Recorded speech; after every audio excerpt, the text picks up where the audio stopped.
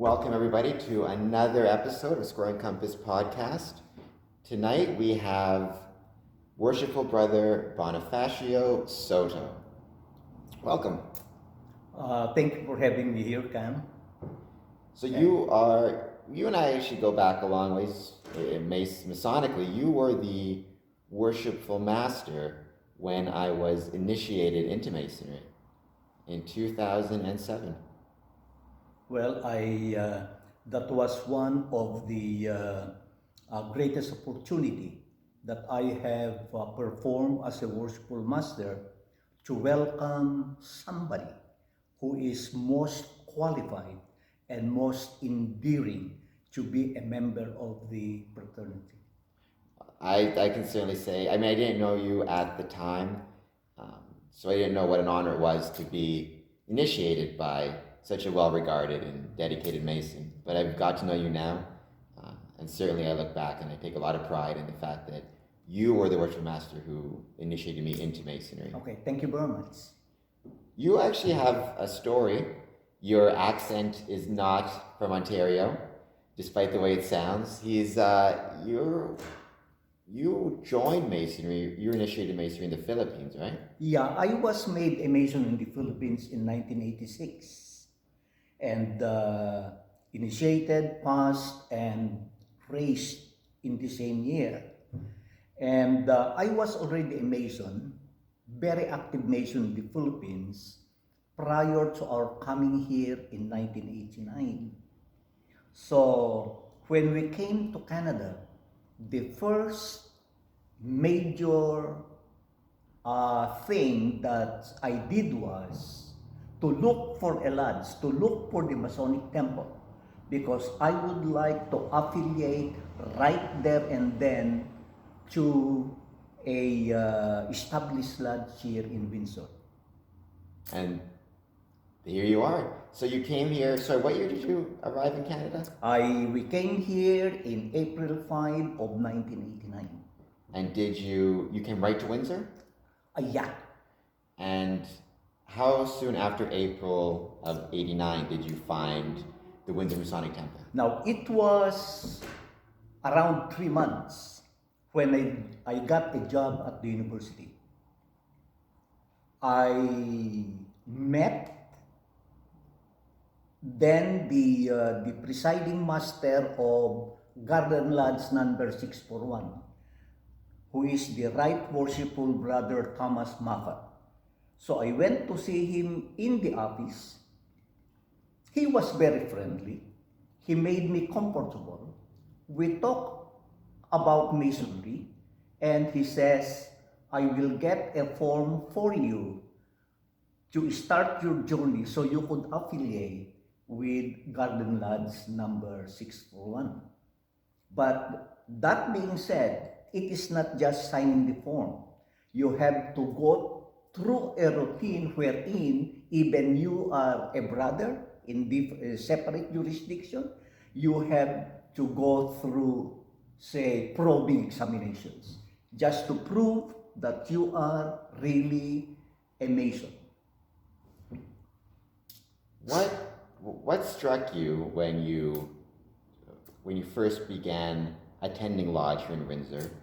What struck you about Masonry in Ontario as compared to Masonry in the Philippines? Now, first I struggled because then I work afternoons and lodges in Ontario meet in the evening. I start at 4 o'clock, then end at 12:30 early in the morning. And there is only a time when you get a day off on Thursday and Friday once in 2 months. So my first priority in those once in 2 months is to attend the lodge if it falls on a Friday that I am off. Or I may be on vacation. Was there any differences you noticed in the work? Now, the work are quite different. Now, degree works Now, this I have to be candid.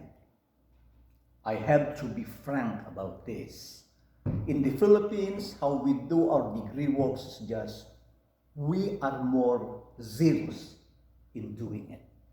Now, when I say more zealous, now there is more of a sense of personal contact in our degrees just to impress upon the candidate that that is how initiation, that is how passing, and that is how racing works. But in other respects, the rituals, they are the same. When you get a chance to return to the Philippines, how often do you return to the Philippines? On the average, once in 2 years. During those times, are you able to return to your mother lodge where you were made a Mason? Oh, very much. Because when we go home in January, I almost have that time to attend the installation of my mother lodge. And this last time that I attended the installation in February, this you have to believe, I was presented with that Barong Tagalog, that national costume that we wear in the Philippines, with a square and compass. And they say that that is a gesture of their appreciation for going home and attend the lads, especially during our installation ceremonies. And even here in Ontario, I feel very, very proud to wear those in special occasions in the lads. We just had Very Roche Brother Joe Haramic. I just spoke with him, recorded his podcast, and I asked him what advice he has for people for men interested in joining Masonry. Because you have a slightly different story, I'm curious, what advice would you have for Masons who are interested in affiliating with another lodge, who due to personal circumstances or work circumstances have moved, maybe they moved to a different country? What advice do you have for those Masons? Now, to my mind, they should bring to their adopted country the same principles, the same involvement that they embraced when they joined Masonry in their country of origin. There is no difference. Now, what you have to put when you affiliate in any lodge in your adopted country is you put yourself to it. You put your mind into it. You put your time into it.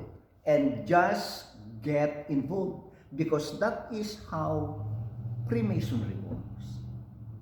It is not just affiliating. It is not just affiliating. You cannot just tell your brethren in your country of origin that I am now a member of Windsor Lodge number 403. Because they may come back to you. Can you tell us, brother, what are your activities in that lodge that you have affiliated? Then you cannot say anything. You cannot even say, oh, last night we have a third degree. Now this year, I may be traveling to the east because I am now a junior warden.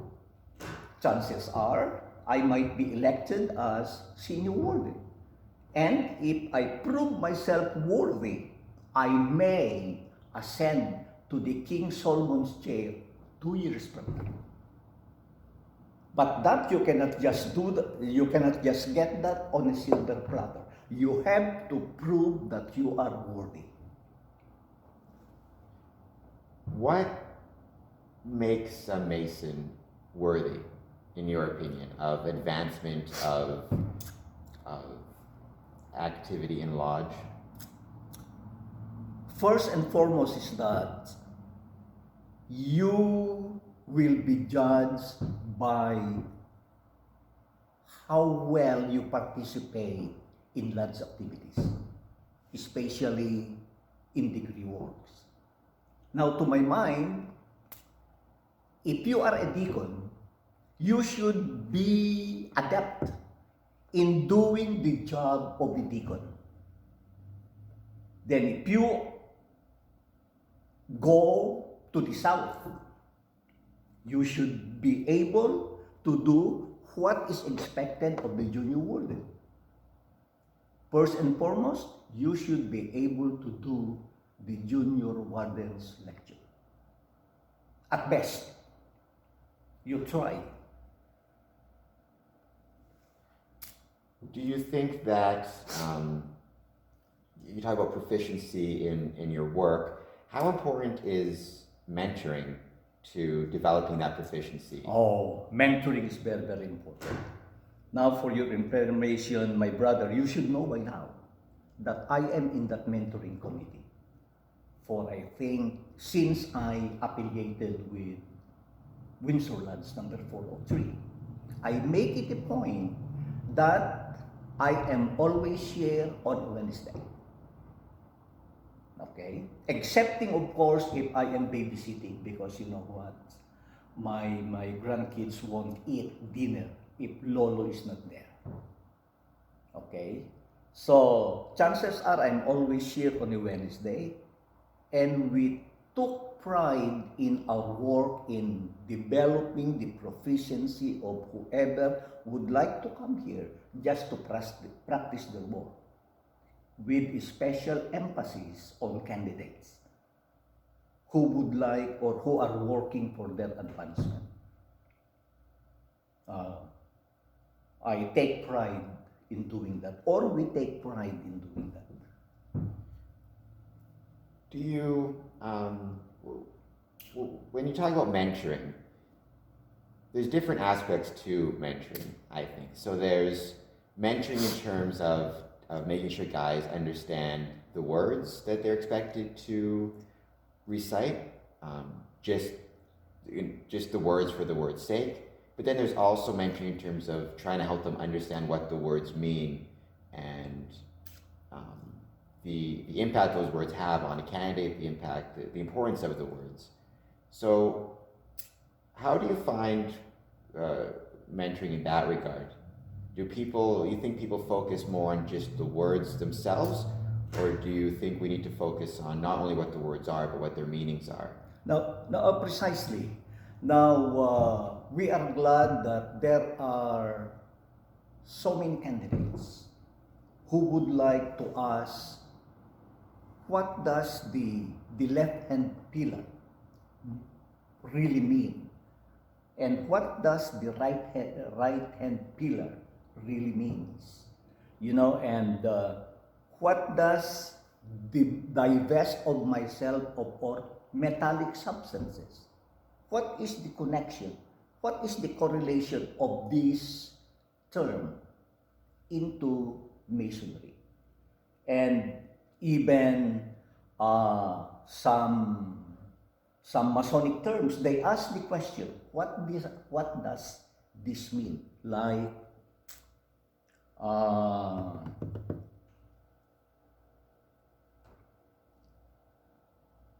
paid, how were... Well, don't forget, there's non-Masons watching this too. Okay, now... but I know what you're talking about. Okay, yeah. Now just technical terms that, and we explain those to them. Do you think, or what do you think is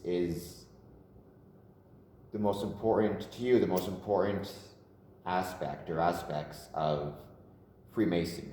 What is it that you take with you in your day-to-day life?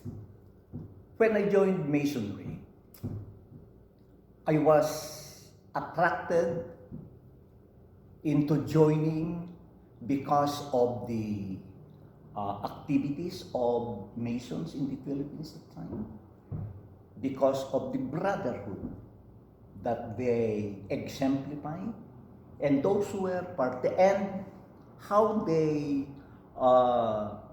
relate to bringing up their family the right way. Those were the very enduring principles that attracted me into Masonry. And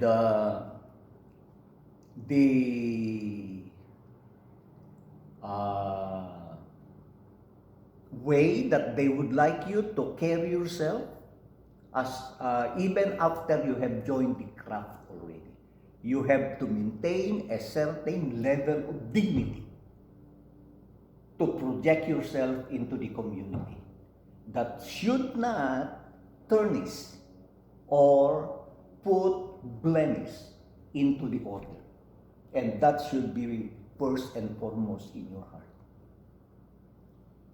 Do you think that that's a good point to bring up? Masonry, it's about how you act within your lodge and within your Masonic temple, but it's also how you act without your Masonic lodge, and it's about how you carry yourself in the community. In the community. Certainly that matters when if you look at the shirt you're wearing, it's got the square and compasses on it. Masons wear rings. So you always want to be mindful that when you're in the community, you're representing your lodge, representing Grand Lodge.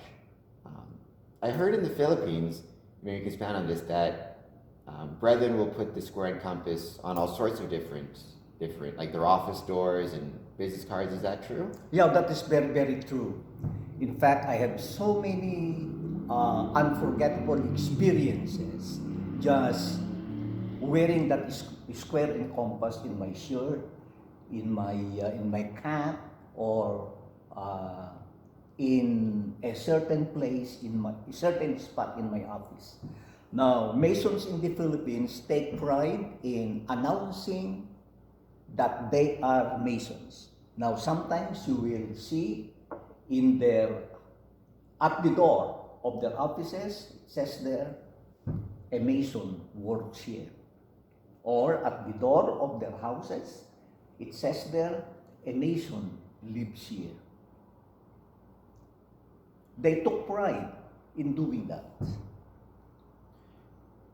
Where does that pride come from? Is it pride in being a member, or is it pride in the work that they put in to maintaining a lodge and the ritual work?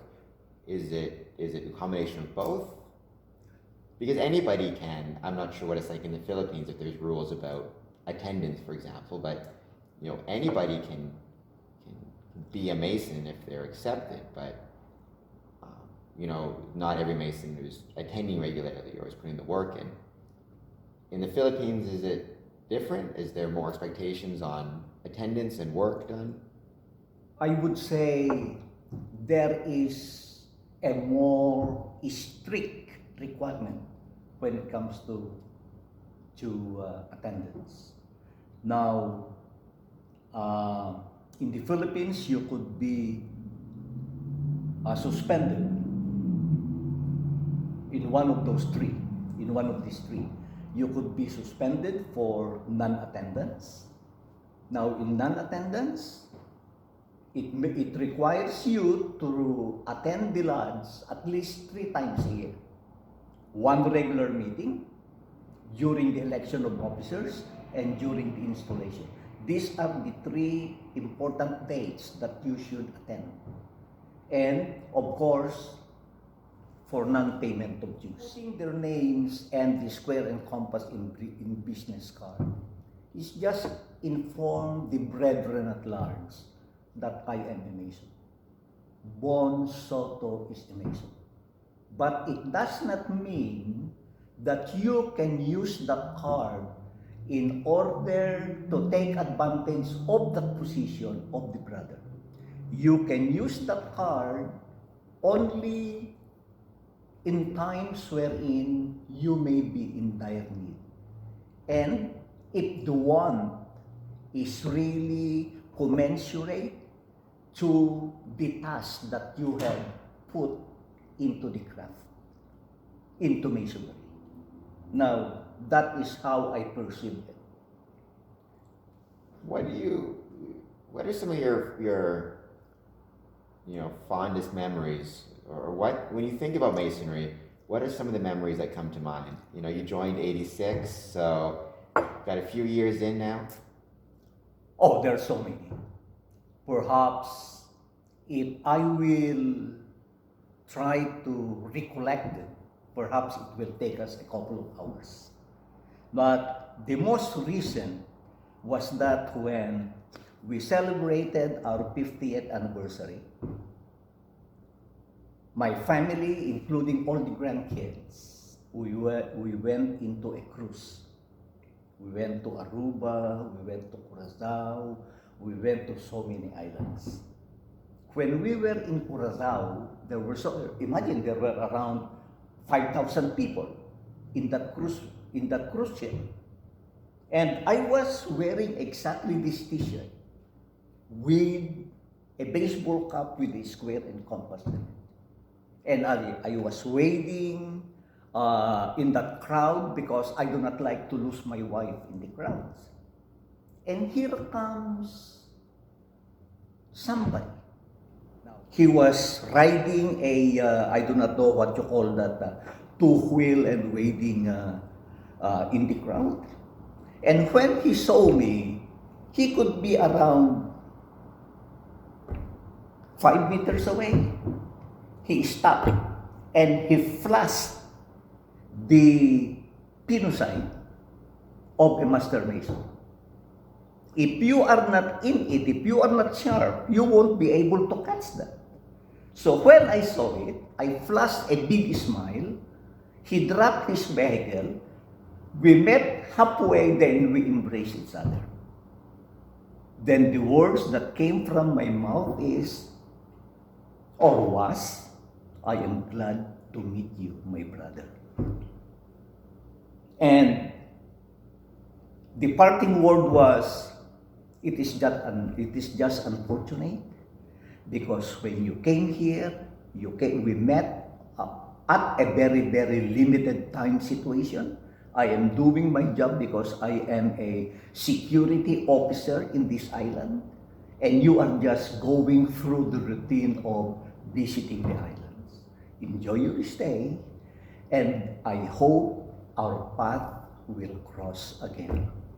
That was the most recent. When you tell stories like that, I think active Masons, most Masons will have stories, and it just goes to show, it's a worldwide fraternity, and how wonderful it is to be in a place you've never been before, but know you have a brother that can help you if you need it. You find the lodge, you look for the lodge. When you travel, do you look for Masonic lodges? Oh yeah, I am a retired basketball referee here. When I go to different towns, if I have time, I always go around and look for the Masonic Temple, or ask a fellow referee, where could I find a Masonic Temple?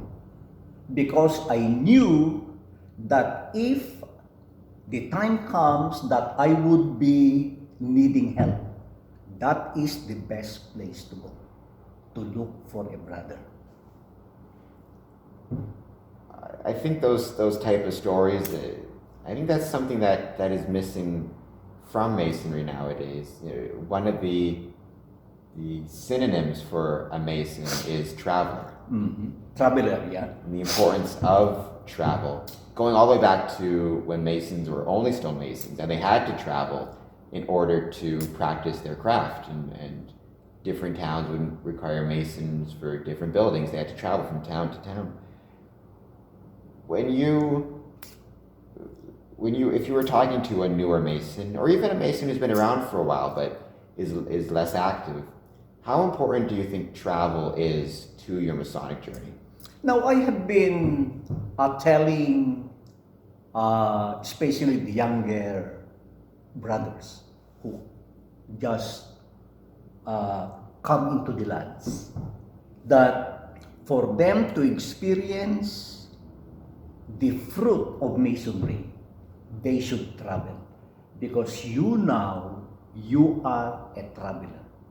Now remember the journey when you, from your initiation to your passing to your racing, that is a journey itself. That is a travel itself. Now you have to travel in order to earn the reward of being a Mason. Because if I may, Cameron, in our rituals, now it says, What, my brother, what induced you to be a Mason? That is from the worshipful master to the senior warden.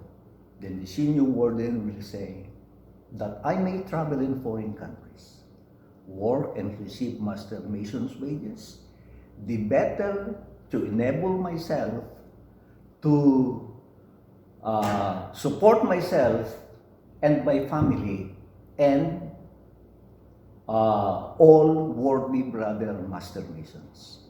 Could you say that first part again? 'Cause I think that is a piece of ritual from the Philippines. Yeah. But I think that is one of the most beautiful I know it things is. I've ever heard of Mason. That first line, so that I may. Okay. That I may travel in foreign countries, work and receive master mason's wages, the better enable myself to support myself and my family and worthy brother master masons. I like that a lot. You know, so we're filming this in November.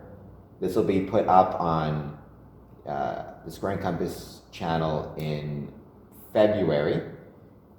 So in between now and then, I got to get myself, worship brother Igor Struken, who's also been a guest here. We're going to be going to get another round of Masonic tattoos. And I was trying to think what I should get, what I should do. I got some ideas, but so that I may travel in foreign countries.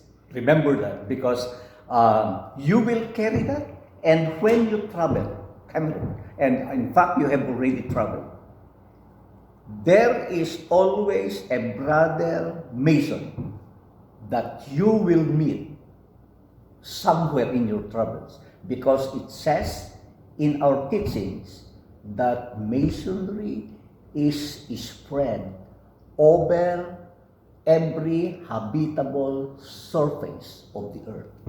That is very, very true. Maybe so that I may travel for countries with Yeah, a good tattoo yeah. right here.